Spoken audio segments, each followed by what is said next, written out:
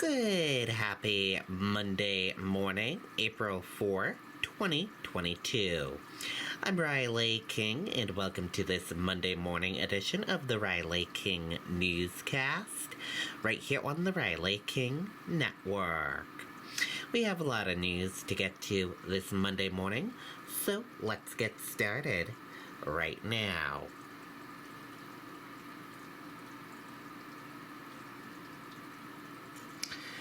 First step, pedestrian struck by vehicle, seriously injured in Manchester. Let's take a listen to that video from WMUR News 9.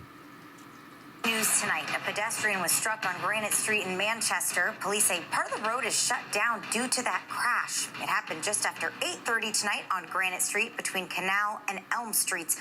The victim suffered serious injuries and was transported to the Elliott Hospital. The area will likely remain closed for an extended period of time.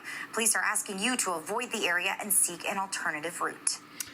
Okay, and there you go on that video and that report.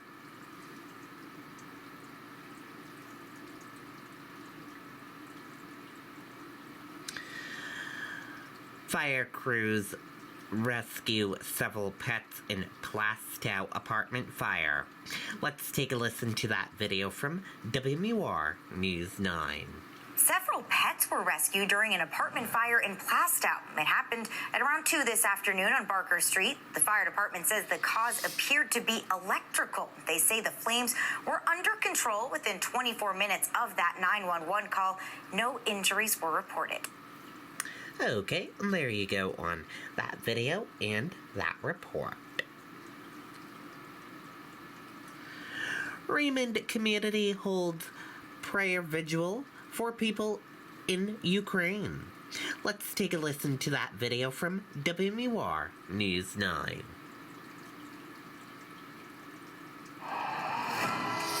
One thing I will say about the Secret Service, it's kind of expect the unexpected. The Raymond community held a prayer vigil organized by nonprofit Loving Lifeline.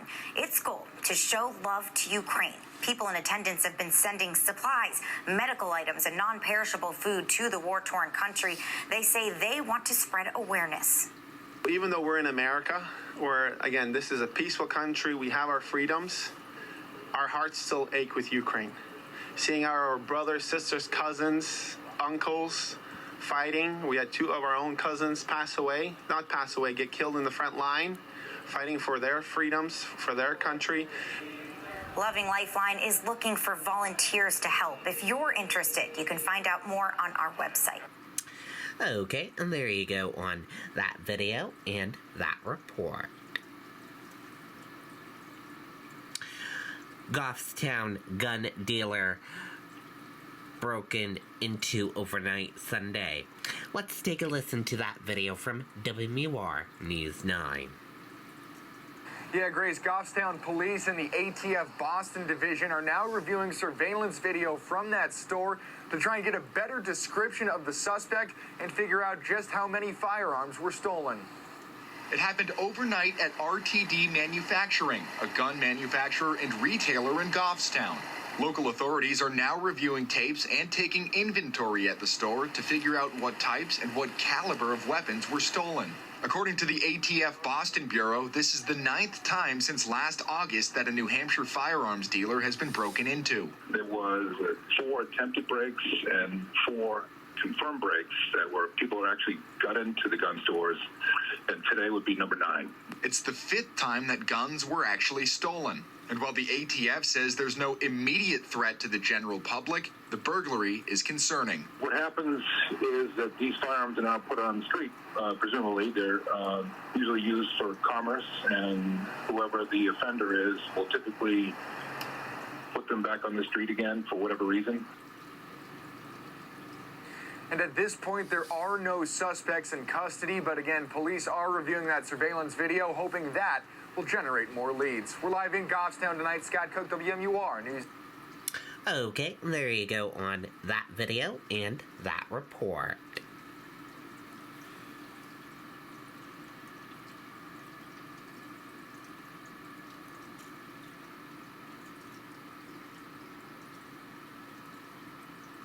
Hundreds of flight cancellation delays in Boston, part of frustrating air travel weekend nationwide.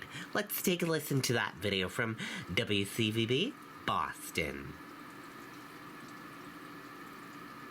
When we unite the best in each of us, we are altogether extraordinary. And it is a busy night at the airport. We're inside Terminal C here at Logan. And take a look at this line. This is the line for check-in for JetBlue here in Terminal C. It's been a tough and frustrating weekend for air travel around the country, including here in Boston. And all indications are that the impact of this will continue into the early part of this week. Here at Logan, the current tally of canceled flights stands at 105, and JetBlue accounts for 72 of those canceled flights. The other major airlines with a smaller number of cancellations include Spirit, Southwest, American Frontier, also Alaska and Allegiant. The situation is leading to checked bags being separated from travelers, and that luggage is piling up. Now, in some cases, people are just giving up on air travel and finding alternate options to get to their destinations.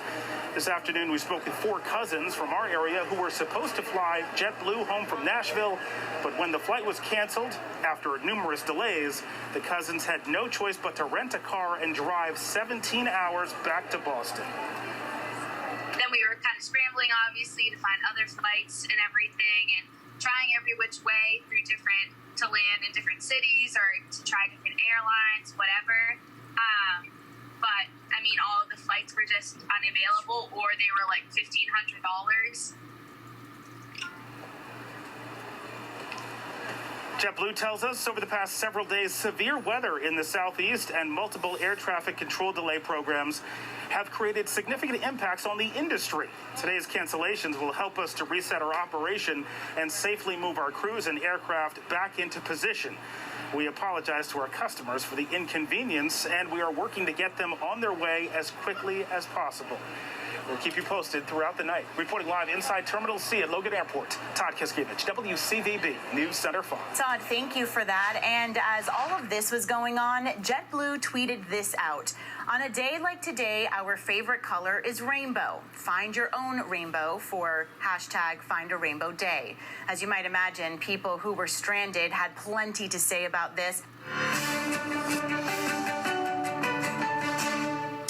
Okay, there you go on that video and that report.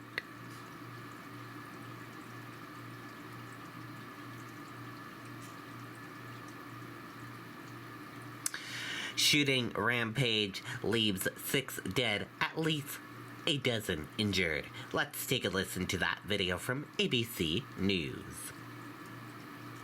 Meanwhile, back here at home, that other breaking story. Sacramento police are urgently appealing to the public after a night out turned deadly. A shooting rampage claiming at least 6 lives, wounding a dozen others. Police at the scene found multiple victims. One witness claims that she saw a man running down the street shooting at people as they left bars and nightclubs. ABC's Zareen Shah has more on the investigation and what we're learning now about the victims. Tonight, the urgent manhunt for the Sacramento shooters who killed 6 people and left another 12 wounded just blocks from the state capitol. One of the victims has a gist to the right leg. Just after 2 in the morning, chaos on the streets. Shots ringing out near a row of nightclubs. I heard gunshots. And then after the gunshots, I heard people just start diving down on the ground. And next thing I know, someone fell in front of my truck. And by the time they got up, I guess I got hit. My truck got hit. Officers on duty in the area racing toward the sound of the gunshots, finding a large crowd and providing medical aid. He fell down, hit his head. He's bleeding profusely. Desperately calling for backup. 3 walking gunshot wound victims. I copy that. We need more units over there. Among those killed, 29-year-old Devazia Turner and father of 2, Sergio Harris. My son was a very vivacious young man. You know, fun to be around, like to party, have fun, smiling all the time. You know, don't bother people. And for this to happen, it's crazy. Tonight, city officials promising action, demanding an end to the gun violence epidemic. Our city has a broken heart. This is a senseless and unacceptable tragedy. Our community deserves better than this. Enough is enough. Enough is enough. You could hear the frustration in their voices, and the police chief just spoke out. She said this started with a very large fight, and right now they're combing through hundreds of pieces of evidence to try and find these shooters.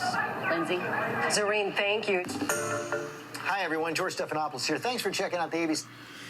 Okay, and there you go on that video and that report. And that does it for this morning edition of the Riley King Newscast, right here on the Riley King Network. Thank you for tuning in and watching. Have a great day, everyone, and goodbye.